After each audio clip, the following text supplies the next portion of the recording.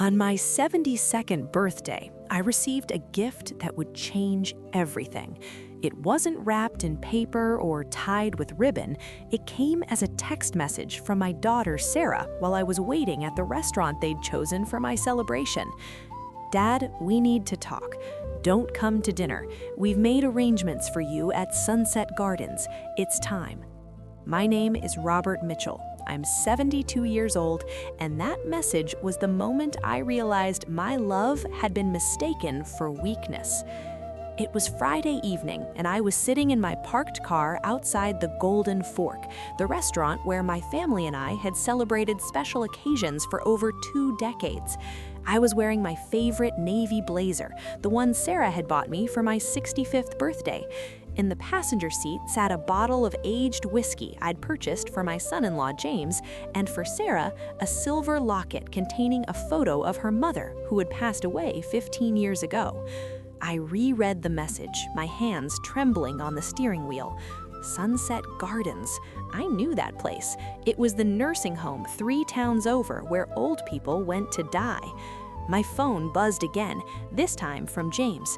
"Robert, this is for the best. We'll visit on Sundays. Sarah needs to focus on her career and the kids." Career? Sarah was a pediatrician earning over $200,000 a year. The kids, my beloved grandchildren, Emma and Noah, were teenagers who barely looked up from their phones when I visited anymore. 20 minutes passed. I drove home in a daze, the untouched gifts sitting beside me like accusations. My modest 3-bedroom house, the same one where I'd raised Sarah alone after her mother died, seemed to mock me. Every room held memories of sacrifices I'd made willingly. At age 35, when my wife Margaret died of cancer, I could have crumbled. Instead, I took on a second job delivering newspapers at 4 a.m. while keeping my position as a mid-level accountant at a manufacturing firm. Those extra dollars went straight into a college fund for Sarah. When she was accepted to Johns Hopkins Medical School, I didn't just pay her tuition, I sold our vacation cabin in the mountains that Margaret and I had bought together. It broke my heart to let it go, but Sarah's dream was worth more. "You don't have to do this, Dad," she had cried, holding my hands in the realtor's office. "Your mother would want me to," though the lie tasted like ash in my mouth. Margaret would have wanted us to keep the cabin, to preserve our family's sanctuary. During Sarah's 8 years of medical school and residency, I worked 3 jobs. My health suffered. I developed hypertension and arthritis in my hands, but Sarah never knew. When she visited on holidays, I hid my pill bottles and pretended I was fine. The day Sarah graduated medical school, I watched her walk across the stage with tears streaming down my face. "We did it, Daddy," she whispered in my ear afterward, hugging me so tightly I could barely breathe. "This wouldn't have been possible without you." 3 years later, Sarah met James. Initially, I liked him. He was ambitious, charming, and seemed genuinely devoted to Sarah. When they announced their engagement, I offered to pay for the wedding. "Dad, no, it's too much," Sarah protested when I wrote her a check for $30,000. "I want my only daughter to have the perfect wedding," I insisted. "Your mother would have wanted this." I also gave them $50,000 for a down payment on their first home. It was most of my savings, but seeing them happy made it worthwhile. When Emma was born, I retired early, at age 62, to become their full-time babysitter. For 5 years, I arrived at their house at 6:30 a.m. every weekday. I fed Emma, changed her diapers, took her to the park, read her stories, and had dinner ready when Sarah and James came home exhausted from work. "We couldn't do this without you, Dad," Sarah would say, kissing my cheek. "You're a lifesaver." When Noah was born 2 years later, my routine doubled. I loved being a grandfather. The baby's laughter filled the void Margaret's death had left in my heart. But gradually, things changed. The appreciation faded. My parenting advice was dismissed as outdated. When I mentioned that Emma seemed to have trouble focusing at school, James corrected me. "Robert, the teachers have it handled. You're here to babysit, not parent." The first time they spoke to me like that, I brushed it off. They were stressed, I told myself. Working parents had it hard. Then came the subtle digs. "Dad, maybe you should let us handle discipline. The kids are getting confused about who's in charge." "Robert, these organic groceries are expensive, but if you insist." "Dad, you fell asleep during the movie last night. Maybe you're getting too old to handle the kids." But I kept showing up, I kept giving, I kept loving. 3 years ago, when James wanted to start his own practice, I gave him $100,000 from my retirement account. "It's an investment," I told myself. Family helps family. James's practice thrived. He bought a Porsche. Sarah upgraded her diamond anniversary ring. No one mentioned the money I'd given them, as if it had never happened. Last year, Sarah renovated their kitchen. It cost $85,000. When I offered to help, she waved me away. "Don't worry about it, Dad. We've got it covered." I later found out they'd used the line of credit they'd taken out against their house, a house they could afford because I'd given them the down payment. The first real crack in my denial came 6 months ago. I was at Sarah's house helping Noah with his science project when I overheard James on the phone in his study. "Yes, my father-in-law lives alone. He's getting really dependent. No, he's not sick, but you know how they get at that age. Yeah, we're looking at options. Sunset Gardens has openings." I stood frozen in the hallway, the volcano project supplies in my hands trembling. My own son-in-law was planning to warehouse me like unwanted furniture. That night, I couldn't sleep. I had given everything to this family. My time, my money, my health, my heart. Now I was just an inconvenience to be disposed of. But they didn't know something important about me, something I had kept secret for years. When I was 65, I had received an unexpected inheritance from a distant relative who had made a fortune in Silicon Valley. $500,000 that I had invested wisely. Stocks, bonds, real estate investment trusts, diversified portfolios that had grown substantially over the years. I also owned my house outright, a property worth nearly $400,000 in today's market, plus my 401k and IRAs from my accounting career. In total, I had over $1.2 million that my family knew nothing about. They thought I was a retired accountant living on Social Security and the small pension from my former employer. They didn't know I had been quietly ensuring their comfort for years, not out of obligation, but out of love. But after that birthday message, something inside me broke forever. It was time for Robert Mitchell to stop being taken for granted. I spent that sleepless night calculating. In the last decade, I had given Sarah and James exactly $285,000. The wedding, $30,000. House down payment, $50,000. James's business, $100,000. Various loans they never repaid, $75,000. Holiday gifts, birthday presents, and spontaneous help, another $30,000.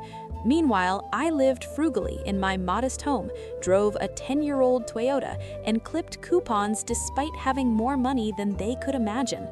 The worst part wasn't the money. It was the erosion of our relationship. I remembered last Thanksgiving.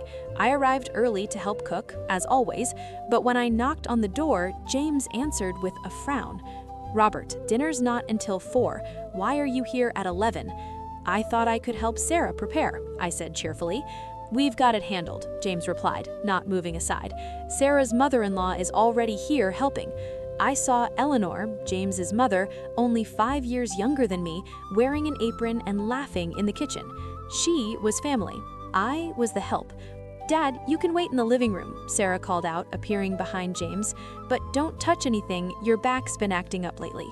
My back was fine, but I sat in their formal living room like a guest at a stranger's house, watching through the archway as Eleanor and Sarah prepared the meal together. When other guests arrived, Eleanor was introduced as James's wonderful mother who's helping to cook. I was introduced as Sarah's father, who's just visiting. During dinner, no one asked my opinion on current events as they used to. No one requested my famous pecan pie recipe that everyone once raved about.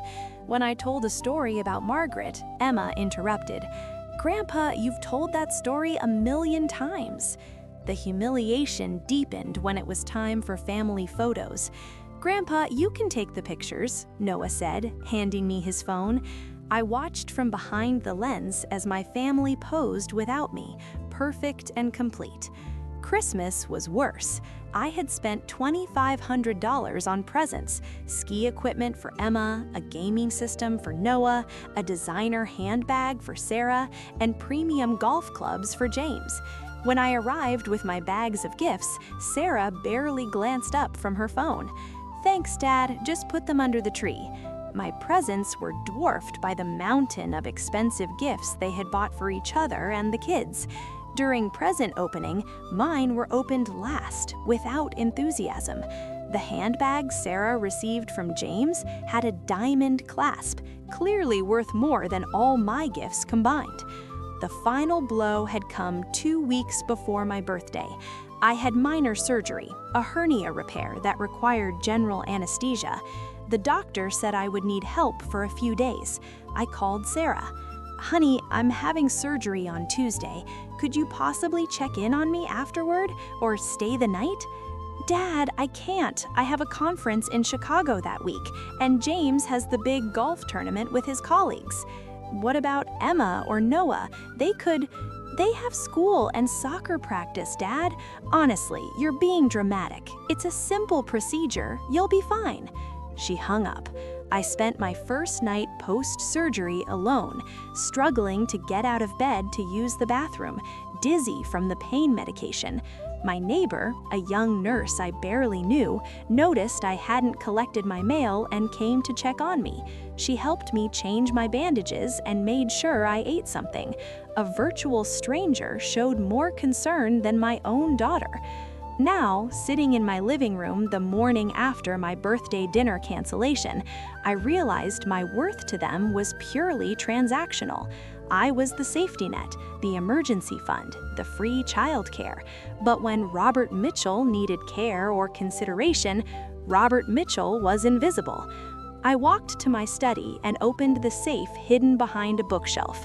Inside were documents I hadn't touched in years: property deeds, investment statements, offshore account information. As I reviewed them, I made a decision that would change everything. First, I called my financial advisor. "Evelyn, I need to liquidate several investments and redirect some funds." "Robert, are you sure? Your portfolio is performing exceptionally well." "I'm completely sure." Next, I called my attorney. "Mark, I need to make some changes to my estate planning." "This is sudden, Robert. Everything okay?" "Never better." That afternoon, I executed my plan. I liquidated $400,000 from my investment accounts and transferred it to a new high-yield savings account. I changed my will, removing Sarah as primary beneficiary and instead establishing a charitable foundation for medical research in Margaret's name. My house and remaining assets would go to the foundation as well. I did leave $50,000 each for Emma and Noah in trust funds they couldn't access until age 25, and only if they completed 100 hours of community service annually and maintained monthly contact with me without influence from their parents. The final blow came writing a letter. I sat at Margaret's old roll-top desk, pen in hand, the words flowing with surprising ease. "My dearest Sarah, by the time you read this, I will have relocated. You wanted me at Sunset Gardens, but I've chosen somewhere warmer. For over 40 years since your mother died, my life has been dedicated to ensuring your happiness and success. I worked extra jobs, sold our family cabin, retired early to care for your children, and gave generously from my limited resources, all because I loved you. At some point, you stopped seeing me as your father and started seeing me as your inconvenience. The birthday message was simply confirmation of what I've felt growing for years. I have become a burden rather than a blessing. What you never knew is that I had the means to live very comfortably all along.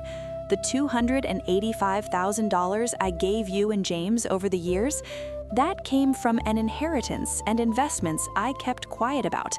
I live simply not because I must, but because I choose to. But no more.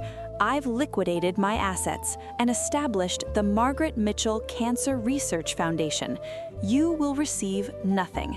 However, I have established trust funds for Emma and Noah, accessible at age 25, provided they maintain genuine relationships with me. This isn't punishment, it's emancipation for both of us. You will learn to stand without my financial support, and I will learn to live without your conditional love. If you ever want your father back, you'll need to prove you value me for who I am, not what I provide. Love always, Dad. I sealed the envelope and left it on the kitchen table with a single key, the one to the house they'd assumed they would inherit someday. Then I packed a single suitcase, my passport, cash, a few changes of clothes, and Margaret's photograph. Everything else could stay. I drove to the airport, my 10-year-old Toyota feeling like a chariot of liberation. At the counter, I booked a first-class ticket to Belize. I owned a small beachfront property there, another investment Sarah never knew about. As the plane lifted off, I looked down at the city that had been my home for 70 years and felt something I hadn't experienced in decades: lightness, freedom, the weight of others' expectations lifting from my shoulders. My phone, which I had turned off after writing the letter, buzzed continuously in my pocket. Sarah, James, unknown numbers. I didn't need to look to know they had discovered the letter and the canceled credit cards I used to pay for their streaming services and Amazon Prime. I was 72 years old, and I was finally beginning the life Margaret would have wanted for me. A life not defined by sacrifice, but by self-worth. A life not measured by what I gave away, but by what I kept for myself. As the plane soared above the clouds, I smiled. The Sunset Gardens I was heading toward had nothing to do with nursing homes and everything to do with new beginnings. And for the first time in a very long time, Robert Mitchell was exactly where he was supposed to be, in charge of his own story.